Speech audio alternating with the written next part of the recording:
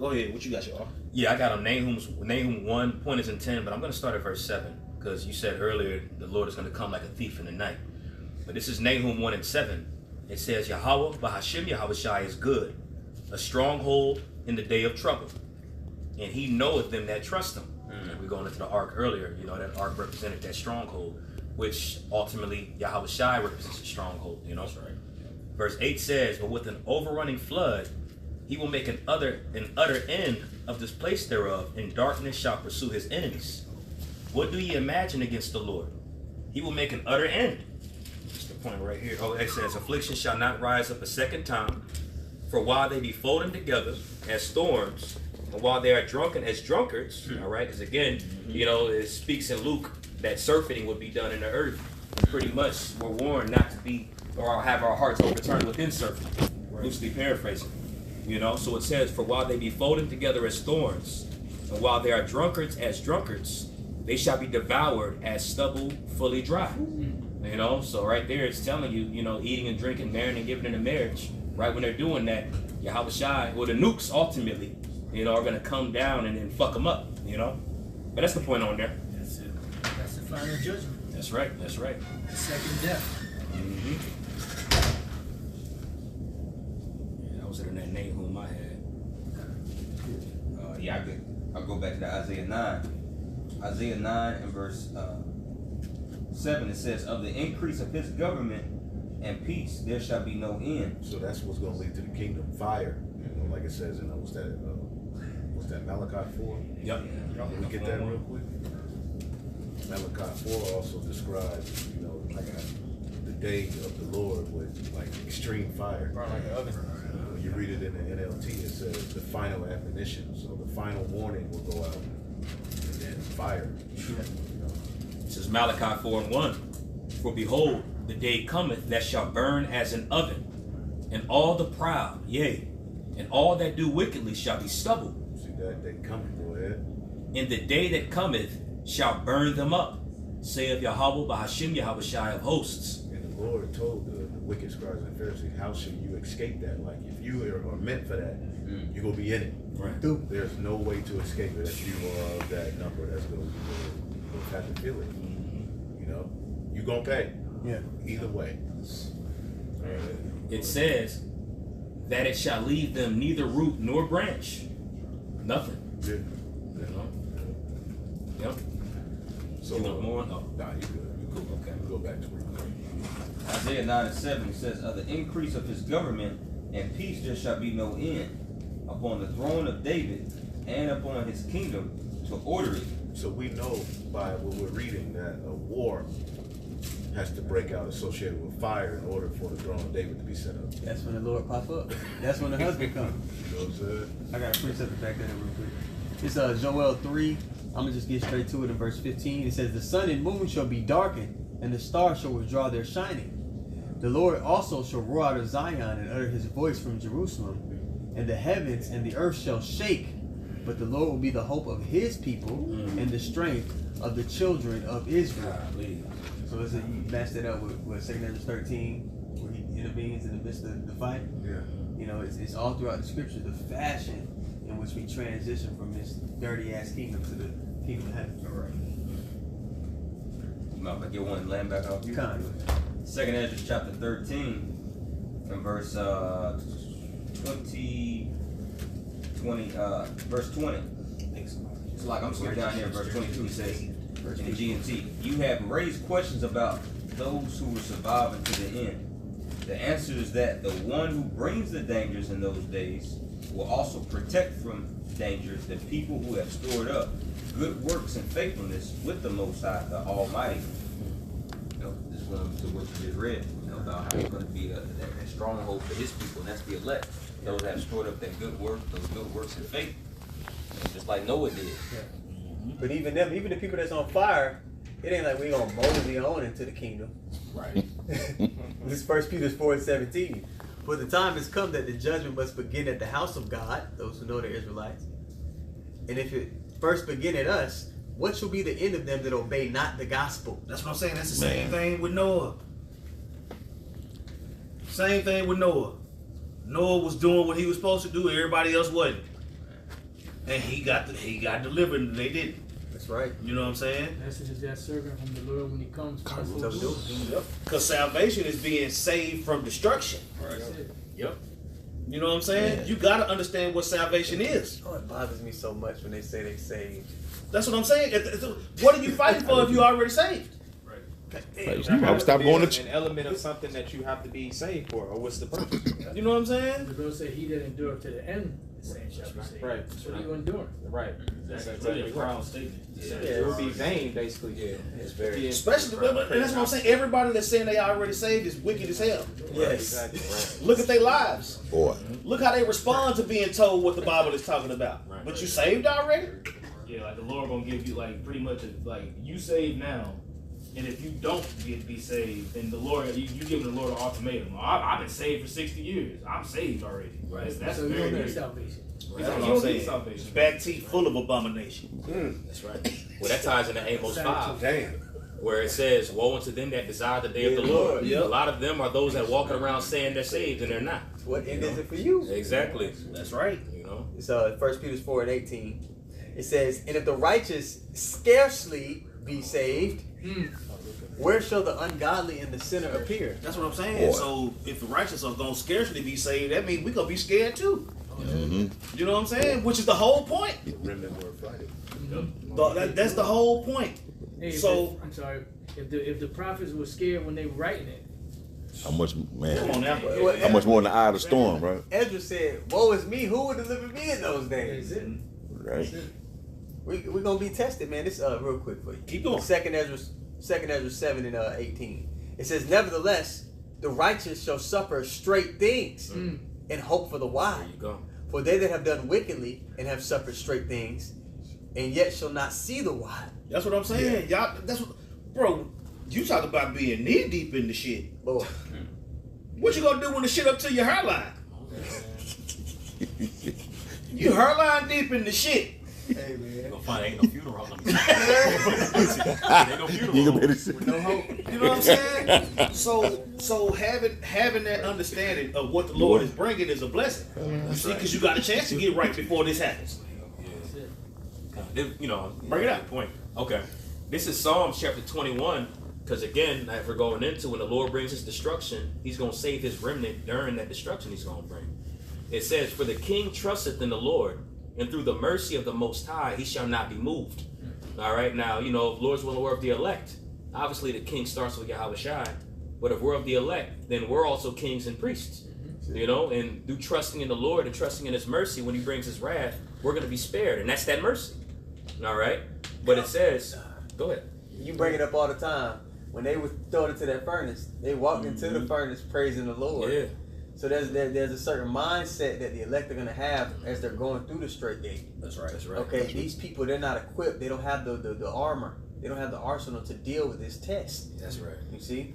Man, bro, like I'm glad you brought that point up, because when those three holy children walked into the furnace, when the flame was turned up, even those big mighty men that walked in there got burned the hell up.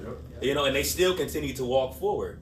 You know? Yep, I'm gonna say then they called on the Lord and it showed up. Mm-hmm. Yep. Pull it up on him. God. Go That's ahead. right. Verse 8. "Thine hand shall find out all thine enemies. Thy right hand shall find out those that hate thee. Thou shalt make them as a fiery oven in the time of thine anger." If I can add, and that's, of course, we know that hand to be Yahweh Shai. You know, that's why he says in John chapter 5, he says, "For the Father judgeth no man, but have committed all judgment to the Son." You know, just like King David wrote out a hit list on his deathbed to give it to Solomon. You know, well, hey, Psalm 72, it says, "Give thy king thy judgments." And that's what the Most High has done to his only begotten Son. He gave him the judgments. Like, here goes a hit list. So when Yahweh Shai comes back, he's going to find out all the Most High's enemies. "Thou shalt make them as a fiery oven in the time of thine anger. The Lord shall swallow them up in his wrath, and the fire shall devour them. Their fruit thou shalt destroy from the earth, and their seed from among the children of men." You know, so that's the destruction the Lord is going to bring. But in the midst of his destruction, he's going to have that mercy reserved for the remnant. You know, and then afterward, we shall reign. Lord wouldn't work that number, but we shall reign as kings and priests. You know? Somebody got that Romans 13. I got it. This is Romans chapter 13, verse 11. It says, "And that knowing the time, that Pull now..." that word for salvation, Baba Kashab. I'm gonna put a word time too in that. Yeah. Yeah. So I'll read the verse first and I'll read the words after. Romans chapter 13, verse 11, it says, "And that, knowing the time, that now it is high time to awake out of sleep, for our salvation is nearer than when we believe." All right, now when you get that word time, that word time in the Greek is kairos, right? And it says, do measure, a measure of time, a larger or smaller portion of time. But I'm going to go down to the Thayer's Greek lexicon down here for the verse. It says, universally a fixed and definite time, right? So it's a fixed and it's a definite time that the Lord God set up. Yep. Prophecy. Prophecy. That's right. Then that word, I'm sorry, Slaki. No, I'm just saying appointed. Okay, You know. yep. But keep reading on time though, in that same paragraph you at. All right. So going back here, it says a fixed and definite. Oh, okay, I got you. Yep, a fixed and definite time. That time when things are brought to crisis. Woo! Shit. The decisive epoch waited for. Yeah, now you got it. Now you got it. Yeah, no, that's the same. It makes me think of that part there, because that's the same word when you read in Luke 21. It says when the times of the Gentiles are fulfilled. You know, when when Jerusalem is trodden down by the Gentiles, when the times is fulfilled, these are the signs that you will be able to see. That's right. Before crisis comes, like you was doing. You know, Measure the time diligently. There you go. That's right. That's right. then it says the state of times, or things and events of time, right? And then that word salvation in the Greek is soteria. All right, soteria, deliverance, preservation, safety, salvation. That's what I'm saying. How you already saved, my nigga? Yeah. How you already saved from what though? Crisis ain't even came yet. That's what I'm saying. You can still get hit with a sucker punch. What you safe from? Right. Straight bullets. Yeah. Come on. Read on. We still in the rehearsal stage. Yep. Deliverance from the molestation of enemies. That's what I'm saying. Putting that chip in your dog ass. Man, that crying out. That's that molestation right there. They gonna put you in that cow squeeze to where you can't move, and then they gonna give you that goddamn medicine Yes. via the chip, the RFID microchip. For all you sucker MCs out there. That's right. Go ahead. That's right. It says, in an ethical sense, that which concludes to the soul's safety or salvation. That's what I'm saying. It's gonna build up to be a delivered man. Right. Keep going. It says of the messianic salvation. That's what I'm saying. How you say that you ain't seen the Messiah yet? Right. You can't look for nothing to keep going. Salvation as the present possession of all true Christians, the Mashiachim. The elect. Until the Messiah come pick up the elect, you ain't saved from a BB. Right. Go ahead. It says future salvation. Future salvation. That's what I'm saying. So we giving you the build up through the spirit and power of Yahweh Shem Yahushua. You see? You are already saved. Child, please. Go ahead. The sum of benefits and blessings which Mashiachim redeemed from all earthly ills. That's what I'm saying, man. Talking about our bodies being changed after we get beamed up to be delivered. I would say we got to be delivered from destruction. Hell, we got to be delivered from the 2/3. We gotta be delivered from our flesh. We got so much that we need to be delivered from. Esau, If I can add, Scripture says in Romans 8, for we are saved by hope. But if you're already saved, what do you need hope for? Right. So the very fact that you say, oh, I hope, okay, what, that proves that you're not saved. They don't even know it's a test coming. No. It's gonna be a pop quiz to these niggas. Man. You back in school, you used to walk in the classroom, you ain't been paying attention. Man. They hit your ass with that pop quiz. Man. Just sitting there looking at the paper. You might as well take off running. Right. That's these niggas. Was that it on that time? It says future salvation, the sum of benefits and blessings which Mashiachim redeemed from all earthly ills or bad times. All right, look, evil means bad time, but all earthly ills will enjoy after the visible return of Hamashiach from heaven in the consummated and eternal kingdom of the Most High. That's what I'm saying. You not saved until that happened. And if you think you saved already, you're gonna be the ones that he catch eating mice and snakes. Absolutely. And the Lord, the slain of the Lord shall be many in Isaiah 66. We'll say what we say earlier. Okay, what you waiting on the day of the Lord for? Right. You know what I'm saying? What end is that gonna be for you? You know what I'm saying? You still, I would say, you still committing adultery. You still eating abominations. You still cussing out the prophets. You still got all this shit going. You still worshiping Satan. You do as thou wilt. Yeah. You know what I'm saying? Satan, nigga. So when the Lord do come back, it ain't gonna be what you think it's gonna be. Right. You know? Yep. You had something, Sean? I do. It's real quick. Jeremiah 8:20. It says, "The harvest is past, the summer is ended, and we are not saved." Now, when you go into what's going on here and why this was written, Jeremiah was warning Jake that the Babylonians was getting ready to come and insurrect Jerusalem. You know, so there was an insurrection that was coming around that time. And he was letting them know, look, you comfortable right now, but you ain't saved. Right. I bring that out to say, I mean, the time's coming, it's going to surpass that. Yep. So people are saying they're saved right now when they weren't even saved back then. Right. You know? And then it speaks about the summer's ended, the harvest is past. Mhm. We're coming into the harvest right now. Man, God, Harvest that's is the on end of point. the world. Damn. You know? That's a lesson. Yep. Jacob's trouble, MOTB, World War III. That's what I'm saying. These things have to happen for us to be delivered. We're gonna have to be. That's what I'm saying. What's like Michael show stand up? Yeah, Daniel 12:1. Like, come on, man. Like, Why? because it's gonna be that bad. Right. Exactly. It's gonna be that bad.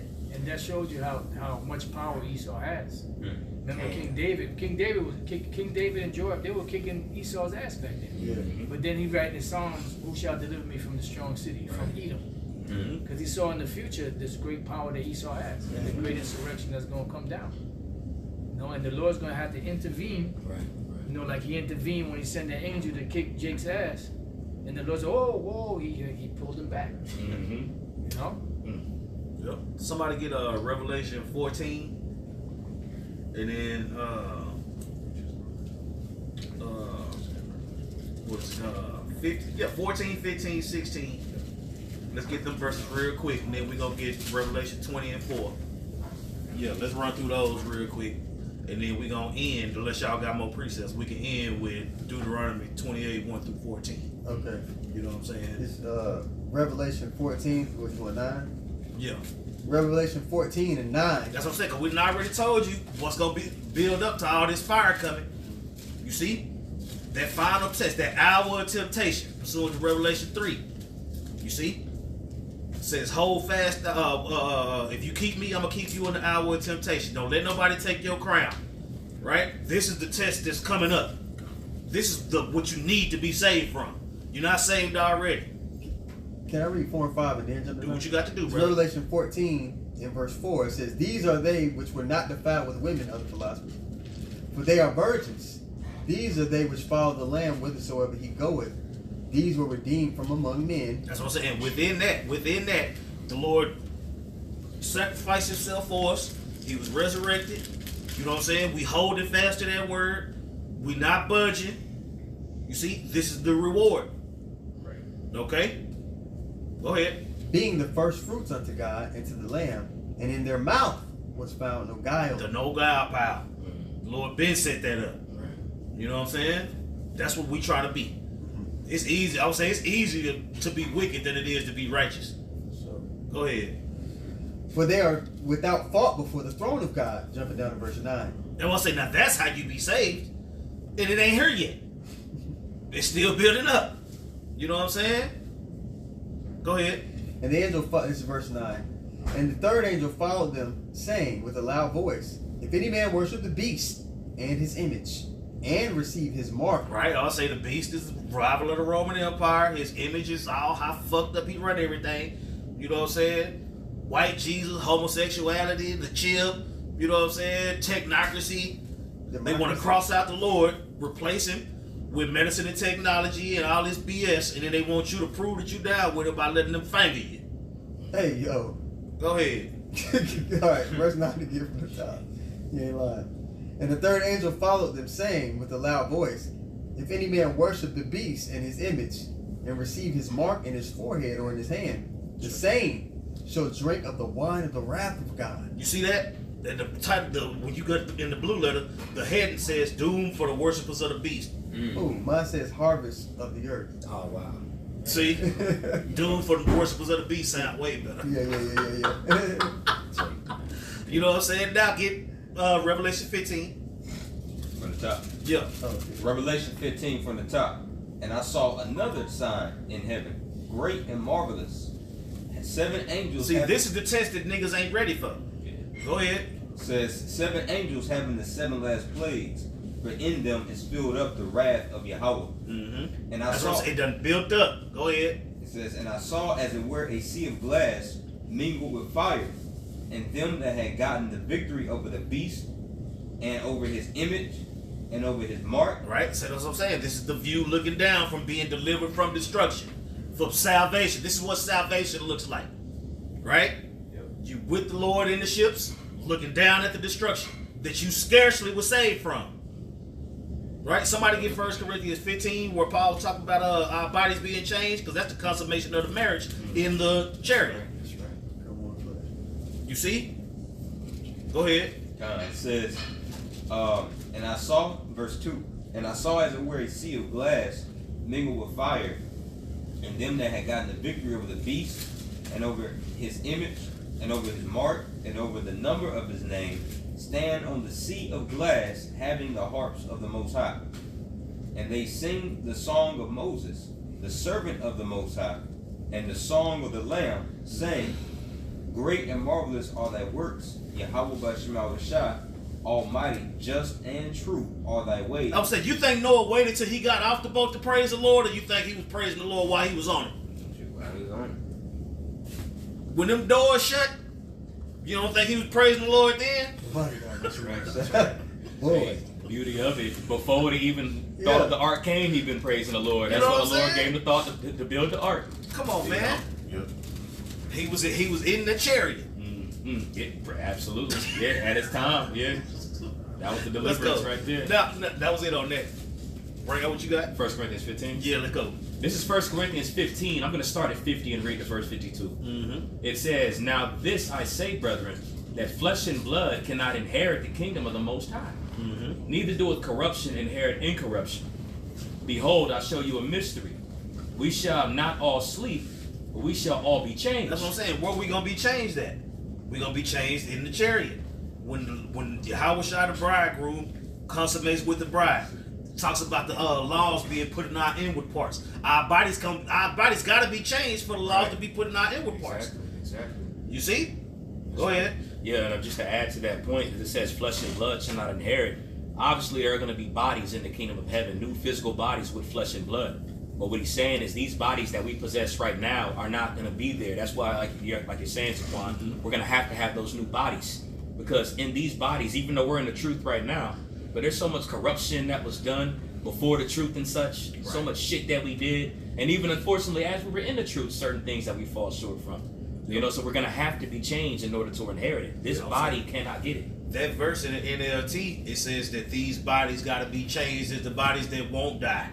How do we do that? How do we do that? With the Lord programming us to not sin no more. Sin is why we die. You're gonna have to return to your original birth, basically. Right.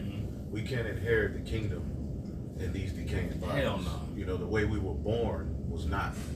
We had to come in, into the earth and be born through a woman, but that, in the original state, we were born directly from the Most High. Man, that's right. That's right.